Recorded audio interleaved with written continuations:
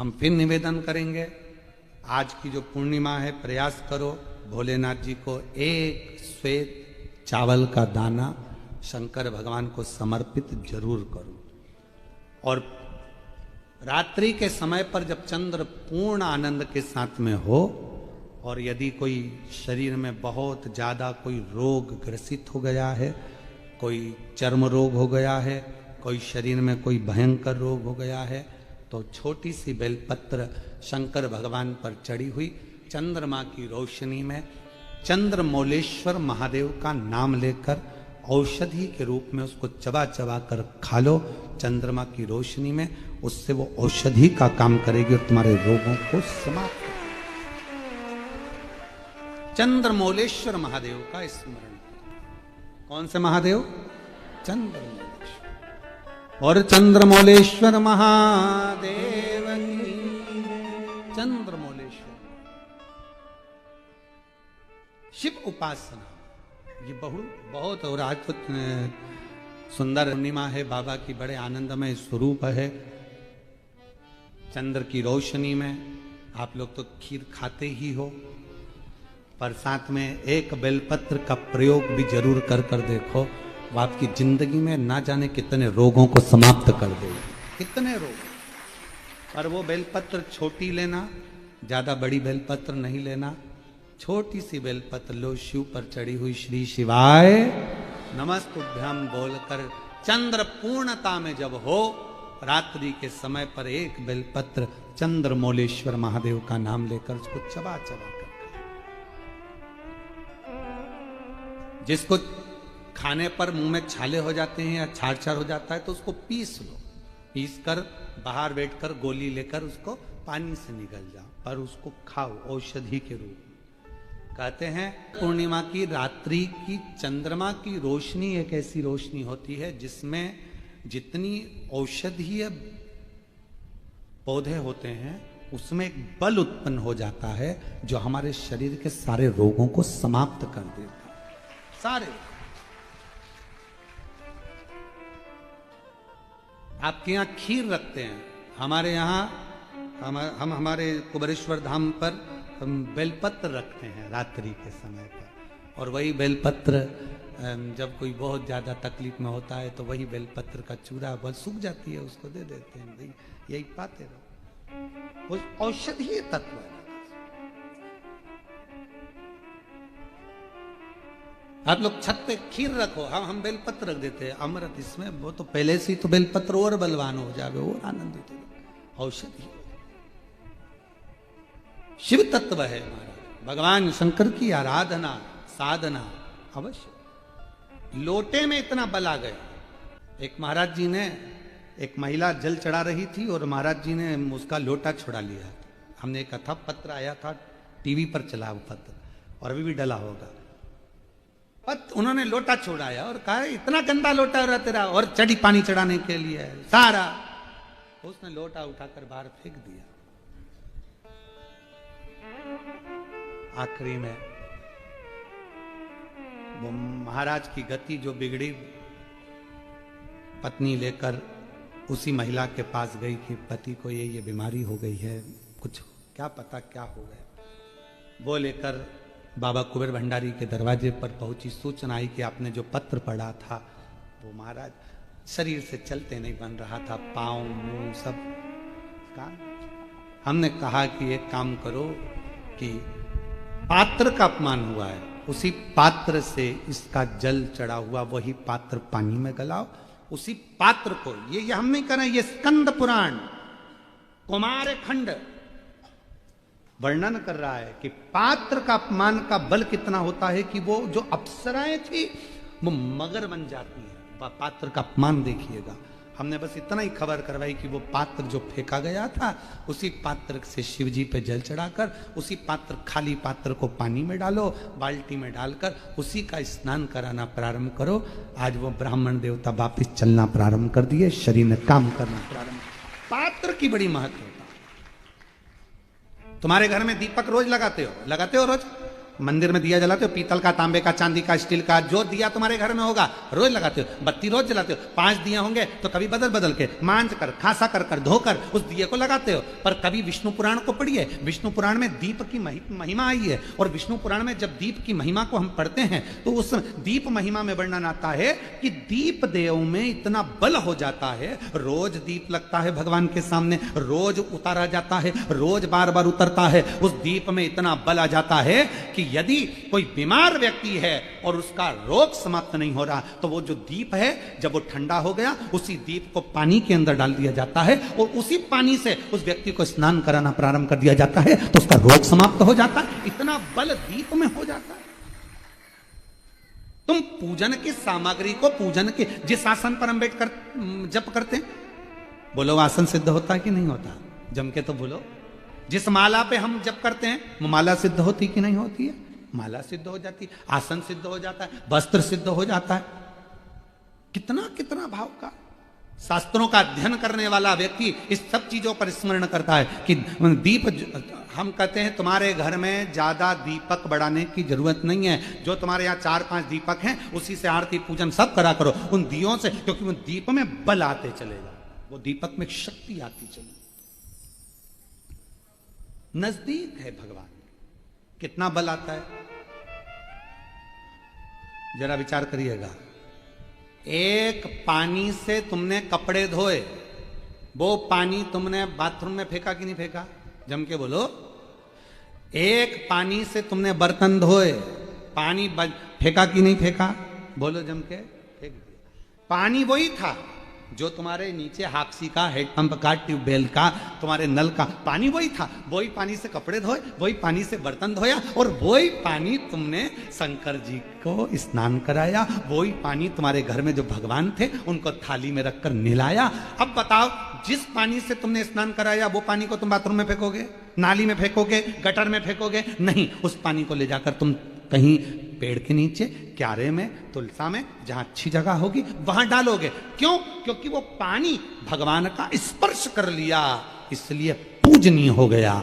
जो दिया भगवान के मंदिर में रोज जाता हो, जो लोटा भगवान के मंदिर में रोज जाता हो, वो अपने आप में सिद्ध होते चले जाता है, उसकी सिद्धि बढ़ती। शिव जी को आप 5 जगह पर जल चढ़ाते हो, थोड़ा ध्यान देना कथा पर। शंकर भगवान को 5 जगह पर आप जल चढ़ाते हो। मान लो अगर कोई विषम परिस्थिति है और आपको लग रहा है कि मेरा यह काम बाबा को कर देना चाहिए, ना जाने क्यों अटक रहा है,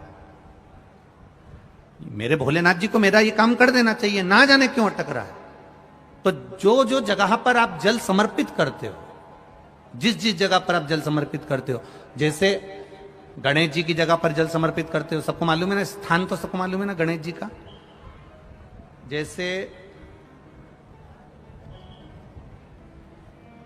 ये शिवलिंग है, ये जलाधारी है, ये 2 चरण जहां से जल चढ़ाते हैं तो ये पानी घूमकर यहां से नीचे चले जाता। अब जरा समझिएगा, आप जब शंकर जी के मंदिर, आपको लगे कि हमारा ये कार्य हो जाना चाहिए, ये कार्य हो क्यों नहीं रहा, आखिर में इतने दिन से लगी हूं, ये काम क्यों नहीं हो रहा, सबके काम हो रहे, मेरा क्यों नहीं हो रहा, तो विश्वास रखकर 5 सोमवार, 6 सोमवार, 7 सोमवार इसको कर कर देखिएगा। गणेश जी का स्थान जहां से पानी बहता है उसके सीधे हाथ पर, वहां पर एक बेलपत्र समर्पित कर कर थोड़ा सा जल वहां समर्पित करिए। षडानंद कार्तिकेय का स्थान, एक बेलपत्र समर्पित कर कर थोड़ा सा जल वहां समर्पित करिए।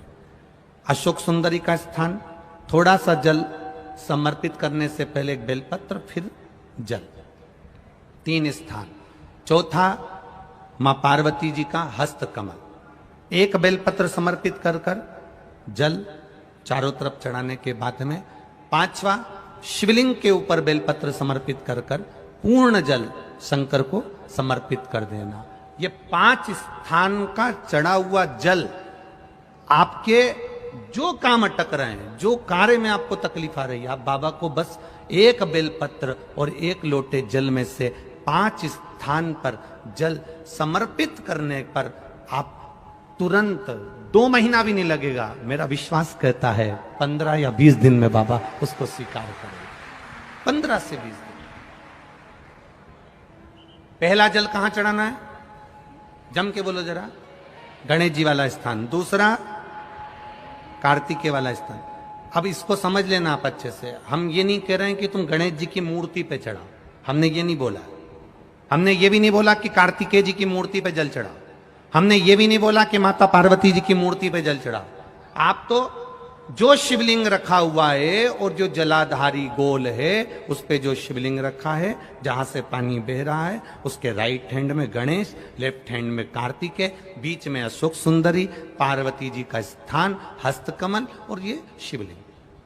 आपको गणेश जी के ऊपर जाकर जल नहीं चढ़ाना, आपको कार्तिकेय के ऊपर जाकर जल नहीं चढ़ाना, आपको देवी जी के ऊपर जल नहीं चढ़ाना। आपको तो केवल शिवलिंग की जलाधारी पर और शिवलिंग पर जल चढ़ा। पहला स्थान बोलते जाओ जम के, केवल जल नहीं, बेलपत्र फिर जल। दूसरा कार्तिकेय, तीसरा अशोक सुंदरी, चौथा अब पार्वती जी को जो तुम जल चढ़ाओगी और बेलपत्र चढ़ाओगी उसमें तुम्हारा स्मरण होना चाहिए। तुम कहां बैठी हो जल चढ़ाने के लिए, तुम्हारा ध्यान कहां है, कहां बैठकर शंकर जी को जल चढ़ाना चाहिए। आपको पहले भी कथा में कहा, जहां से जलाधारी का पानी बह रहा है इसके ठीक विपरीत जगह में आप यहां बैठ जाओ। उत्तर दिशा में पानी जाता है तो आप दक्षिण दिशा में बैठकर उत्तर की ओर मुख कर कर बाबा के, मां पार्वती जी के हस्त कमल पर बेलपत्र रखोगी, जल चढ़ाओगी और वहीं से बाबा को तुरंत आनंद के साथ में बेलपत्र चढ़ाकर जल चढ़ाओगी। भले खड़े होकर या वहां जाकर तुम यहां पर जल चढ़ा दो, परंतु उसके बाद में जब आप जल चढ़ाओगी, जब बाबा पार्वती जी को जब बेलपत्र और जल चढ़ाओगी तो आपका मुख कहां होना चाहिए, जहां से पार्वती, जहां से ये जल बहकर जा रहा हो। यहां बैठोगे तो जल जहां बहकर जा रहा है उधर की साइड तुम्हारा मुख हो जाएगा, उत्तर की साइड तुम्हारा मुख हो जाएगा और बाबा को आप जल समर्पित कर। तो पहला जल बेलपत्र गणेश जी, दूसरा कार्तिकेय जी, तीसरा अशोक सुंदरी, चौथा माता पार्वती जी का हस्त कमल और पांचवें नंबर का जल भगवान शिव के ऊपर, अर्थात भगवान देवाधिदेव महादेव से प्रार्थना करते हुए कि तेरा ही दिया मैंने खाया पिया रे, तेरा शुक्रिया रे, तेरा शुक्रिया। बाबा से प्रार्थना करते हुए, बाबा से अपने दिल की बात कहते हुए, बाबा से अपने मन की बात कहते हुए, अपने हृदय की बात भगवान देवाधिदेव महादेव से कहते हुए, ये 5 स्थान पर चढ़ाया गया जल आपके मनवांचित फल की प्राप्ति करा देता है, आपको सुख का अनुभव करा देता है। 5 जगह पर चढ़ाया गया, कम से कम 5 या 7 सोमवार अवश्य चढ़ाओ। शंकर पर चढ़ाया हुआ एक चावल का दाना, एक मूंग का दाना या एक बेलपत्र या एक पुष्प या एक लोटा जल, इसका फल कितना होता है यह आपके दुख की घड़ी में आपको मालूम पड़ जाएगा कि शंकर किस समय पर देता है। ऑक्सीजन हर कभी नहीं लगाई जाती है, लगाते हैं क्या हर कभी? अरे जम के तो बोलो।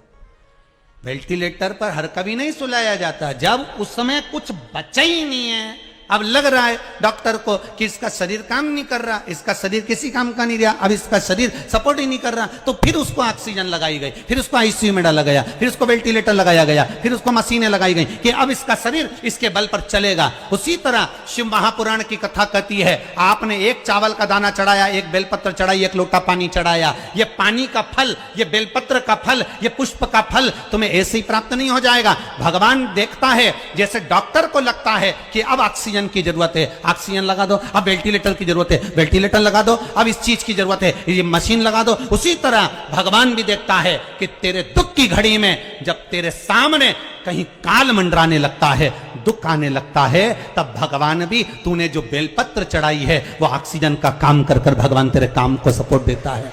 तूने एक लोटा पानी चढ़ाया है, भगवान कहता है ये मेरे लिए वेंटिलेटर के बराबर। तेरे को तकलीफ आएगी, तेरे को कष्ट आएगा, तेरी बीमारी बढ़ेगी, तेरे को अगर धन की जरूरत पड़ेगी, तेरे को दुख आएगा, तो समझ लेना तूने जो एक लोटा पानी चढ़ाया है वो तेरे सामने आकर खड़ा हो जाएगा। ये जल खाली नहीं जा सकता, ये बेलपत्र खाली नहीं जा सकता, ये एक पुष्प जो भगवान को चढ़ाया गया है ये खाली नहीं जा सकता। तू जो चढ़ाया है वो तुझे प्राप्त होगा,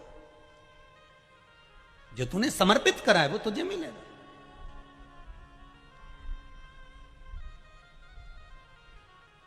कई लोग कहते हैं शिव जी को चढ़ाया हुआ कैसे प्राप्त होगा, शंकर भगवान का कोई हम जो देते हैं, हम जो खर्च करते हैं, हम जो समर्पित करते हैं उसका कुछ फल है?